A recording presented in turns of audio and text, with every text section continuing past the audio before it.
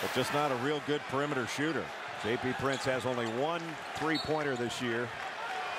And that's his 13th or 14th attempt. It's amazing, Brad. He didn't get any lift at all out of that. He doesn't even jump.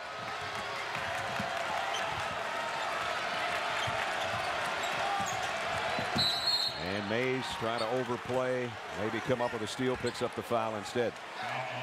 It's a three-possession game. Gray is 71% free throw shooter, 83% last year, but 0 for 2 tonight. And he drains that one. All his scoring has come from three-point land until that free throw from 15. 6-point game. This could make it three-possession situation. Ripped them both. Now, if Gonzaga is able to end a 37-game winning streak of a defending SEC champion, does that automatically mean Mojo is back? I think it's sure going to help him. Mays rimmed out at three. Heidfeld's got the rebound. And time running out, and we got, I think it's Tyler Smith that's down on the floor and clutching, hopefully not a knee, but that's what it looks like he's holding on to. Again, it's going to happen down in the left corner of your screen. Bolden unintentionally just losing his balance trying to box out for the rebound and came down. This will be another look. Well, it just looked hyperextended there. And now he's walking off okay. That's a good. We'll be back here for Super Tuesday next week. And you hope #1 is ready to play. Gonzaga leads by 7. 127 remaining in overtime. Nice show of sportsmanship by Jeremy Pargo to come over.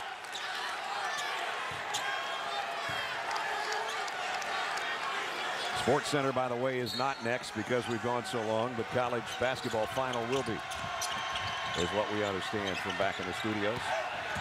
Here's Heidfeld's going to bring it up himself. He wants to get it out of his hands and into somebody like Bolden's. Got a foul. Time is of the essence, and there is the foul by Cameron Tatum. Austin Day has really had a terrific second half. Posting up on the rim run against Brian Williams. Taking a bigger man outside and drilling a jumper. Everything in rhythm. Coming off a ball screen. The young man Gonzaga team. And if not the best performance of the season, at least in a half for Austin Day, it's got to rank right up there. He has been very, very good in this second half. You're not going to believe this. Tyler Smith is thinking about coming back out. And he will. Gray hits the free throw. Well, we talked about him being a tough kid. I mean, nobody's tougher than a serious injury, but if there's only pain involved, you know that he's going to be out there. Gray rips 4 free throws in a row, and Gonzaga, after being very poor from the free throw line, has hit all 6 in overtime. Got to start thinking threes here. Chisholm rattles out a 3, and the guy that just came back in, Tyler Smith, tips it in. Minute to play in overtime. And a foul on Mays. And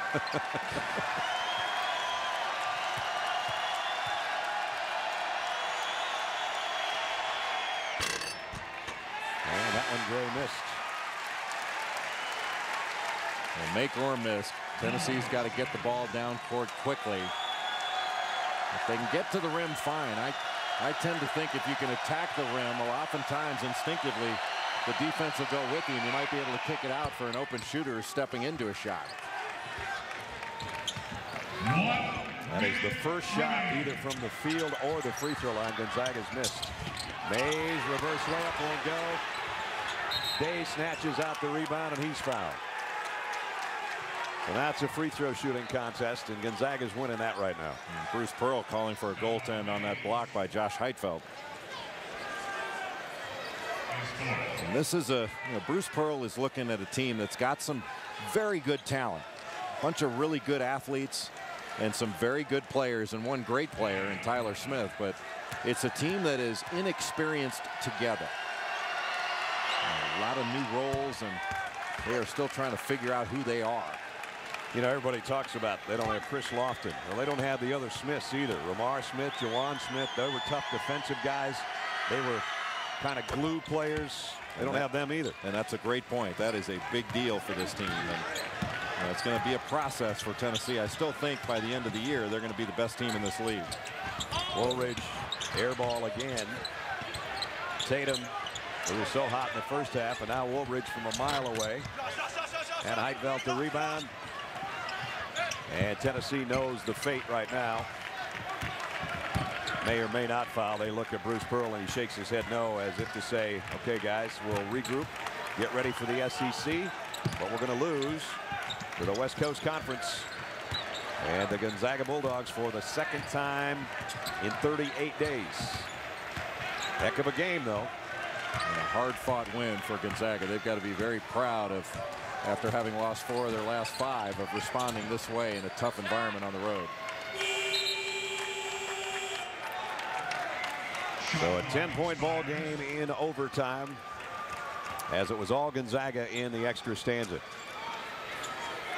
And as a crowd of 22,326 files out. Tough day for the Volunteers. Last shot, much like many in the second half, doesn't go. Final score, Gonzaga 89, Tennessee 79 in overtime. First home loss in 38 games, breaking the second longest streak in the NCAA right now. Don't forget college basketball finals coming up. For more on this game, you can join us shortly on ESPN News for a post-game extra. For Jay Billis and our entire ESPN2 crew, Brad Nessler saying so long. This has been a presentation of ESPN, the worldwide leader in sports. So long from Knoxville. Gonzaga, a 10-point win in OT over the Volunteers. Gonzaga zone more effective in the second half. 73-71 late. Tyler Smith, oh, he goes all A.J. Price on Gonzaga. Pushed this thing into overtime when Matt Bolden didn't get a goaltending call, Jimmy. No, that's a missed call. I talked to an official on my cell phone about 10 minutes ago, explained to him the situation. He said that should have been a goaltending call. Mark Few is right to be all over the officials. When the ball's over the rim, Stephen, he has his hand in the net. Well, Jimmy Dykes has a direct connection to Mendy Rudolph, who's up above smiling down. Rest in peace, Rudy. Mendy Rudolph. Bolden tried to win it. Smith got up there, and we go to overtime.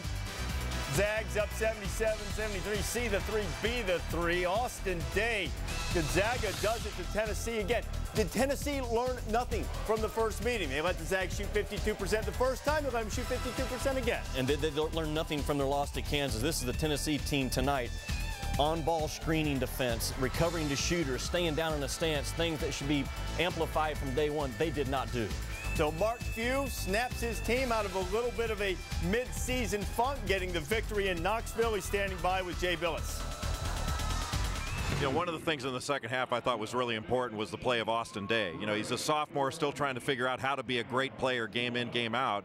And after a tough first half, in the second half, I thought he came out and he didn't dominate, but he played extraordinarily well. No, he was more aggressive, and as you and I talked about earlier, he wasn't playing the victim. You know, he made plays, and we talked about getting into attack mode. We're a great offensive team, and we're attacking and we're making positive plays. And I think our guys made positive plays and played with a lot of confidence. I mean, in that whole second half. I mean, even after we got down early.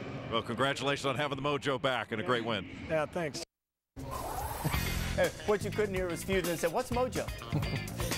Whatever it was, they found it in the previous 5 games. This is a stretch after Gonzaga started 7-0, moved to number 4 in the country. And then they lost Arizona, and things got a little rough. Only victory in S-Band over Texas Southern, whose RPI is 287.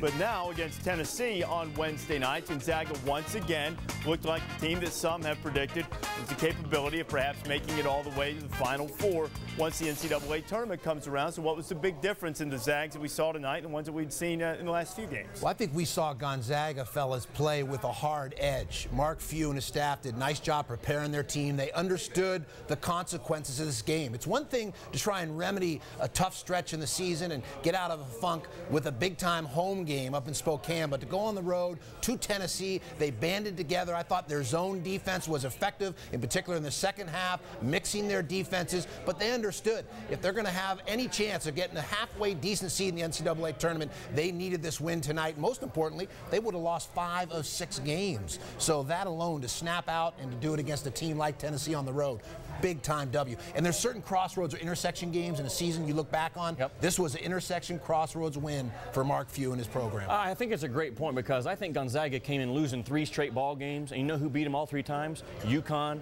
then UConn, then UConn, because they lost their swagger when A.J. Price hit that 3 in their grill and sent it in overtime. They have not been the same team since, so they had a chance to regain their swagger tonight in Knoxville against Tennessee, and they did it. What concerns me still about Tennessee is defensively, this is a club that does not have an identity, something that Bruce Pearl has hung his hat on for years, and he's got to get his kids playing defense before next week when the SEC play begins. It's just too easy. It's way too easy. I mean, and it's not a new thing. I mean, they gave up so many easy shots against Kansas over the weekend, too. Reese, time and time again in this ballgame, and Jay Billis did a good job of talking about it, the on-ball screening action, they did not do a good job of communicating. They didn't do a good job of staying down in the stance. They just didn't defend like, if you score on me, it's really going to bother me. And that's not a sign of a team that I think is ready right now to win an SEC championship. And maybe the SEC not as weak as some had thought, especially with the emergence of that pack of hogs over in Fayetteville, wins over Oklahoma and Texas now, and maybe all of a sudden as we